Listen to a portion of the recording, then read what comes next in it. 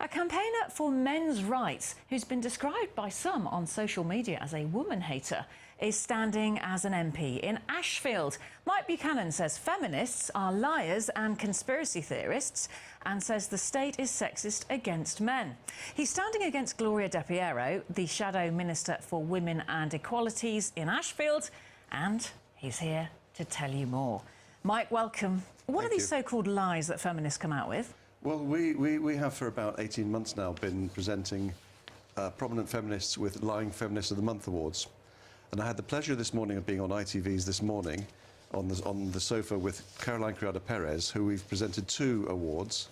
Well, the first one was she lied about the impact of more women on corporate boards. And by that you mean that this claim that women on corporate boards improve profits? You don't think that's true? Well, it's not that I don't think it is. All the evidence says that that is not so. Well, so we challenged her and she has had no response. All the longitudinal studies that we're aware of show that women do not improve corporate financial performance. It's really clear. Well, that's interesting, because you'll pick your studies and those that are in support of you will pick theirs that actually suggest profitability does increase. I'm sorry, Fran, it doesn't.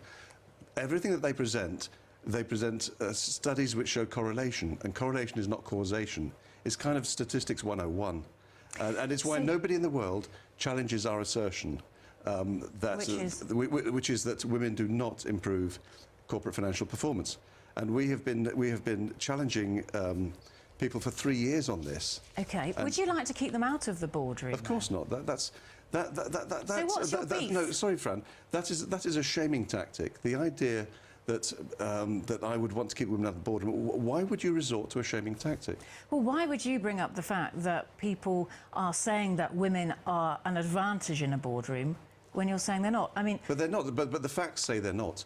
In fact, 5 longitudinal studies that I presented to inquiries of the House of Commons and House of Lords showed that show international studies show that when you increase the proportion of women on corporate boards, on average, corporate financial performance declines. It's really black and white. So, Mike, let's talk about your views and your policies without going into longitudinal studies. You believe that in a workplace, men work harder than women? It's not what I think, Fran. It goes back to a study or a report in 2000 by Dr. Catherine Hackim, a world-renowned sociologist, and she published a paper in 2000 called Preference Theory.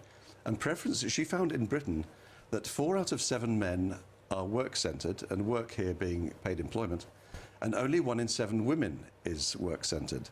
Women want balance in their lives. Why does that suggest that in a workplace a man is working harder than a woman? That simply says that, given the choice, a woman would like to look after children more than men, perhaps? Well, of course. Well, why does that mean that women don't work as hard?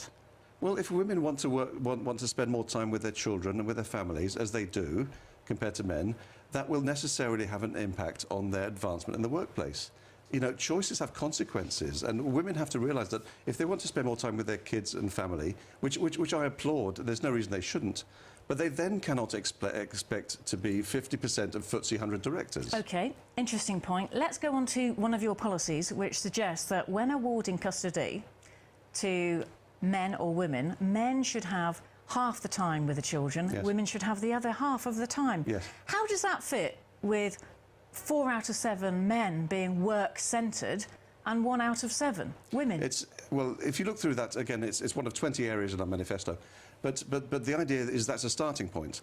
But these men, if they're centred on their work, you are assuming that men want to have primary care of children for half of the time. No, it's a starting point. But the reality is, for most men and women with children, that they will come to, or could come to an accommodation where the woman spends more time with the children, and there's no problem with that. So we're perfectly happy with that arrangement. I mean, men and women can come to arrangements, but the point I'd like to make here is that the family court system currently denies fathers access to their children. 95% of parents who don't get to see their children are fathers, and that is emotional abuse of children fathers and grandparents. And you'd like to see that redressed? I'd like to see the emotional abuse of children, fathers and grandparents redressed. Yes, I would, Fran. And finally, you don't believe that feminists have a cause. You think that it's outdated and redundant. In fact, we are sexist against men. No, Just 10 seconds left to make that point. Of course feminists have a cause, and their cause is female supremacy, and they are driven by misandry, which is the hatred of men. You've chosen Ashfield to stand in. Why is that? Because it's one of 3 highly marginal seats, adjacent highly marginal seats near Nottingham. And it's, as you say, Gloria De Piero, Minister for Women and Equalities. And the sheer name, you know, Minister for Women and Equalities, is absurd. There is no minister for men. So you think there's inequality, but actually men are the victims of it? Yes, indeed. I mean, our election manifesto shows 20 areas where men and boys are disadvantaged by the state, by the state's inactions, by the state's actions and inactions. And for 5 years now, I've been asking feminists to point me to one area where women and girls are disadvantaged by the state. And in 5 years, not one suggestion has come forward. Perhaps they would believe that there is a long-standing institutional prejudice. There's been an unlocking, if you like, of the power that they believe men have held, and therefore there doesn't need to be a state prejudice in their favour. This is all about redressing the balance. That's what feminists are after. But you think that they are... Well, if we're going in for retributive justice, then we should be giving, I guess, black Americans a white slave each. Let's talk about Nottinghamshire. Let's talk about Ashfield then. Why should the people of Ashfield vote for you? Have you been to Ashfield before? Yeah, of course. And so why should they vote for you? Because we are the only political party in the country, and in fact across the English-speaking world, that fights for the human rights of men and boys. And in particular, I guess our number of the 20 areas in our manifesto, probably the biggest is the denial of fathers access to their children following family breakdowns. Is this something you have experience of? Not personal experience, but I know plenty of men who've been denied access. And in fact, our candidate in Broxtowe, Ray Barry, heads up Real Fathers for Justice. And denial of access to children, to fathers, is a major driver of male suicide. And anybody who works in that field has known men kill themselves.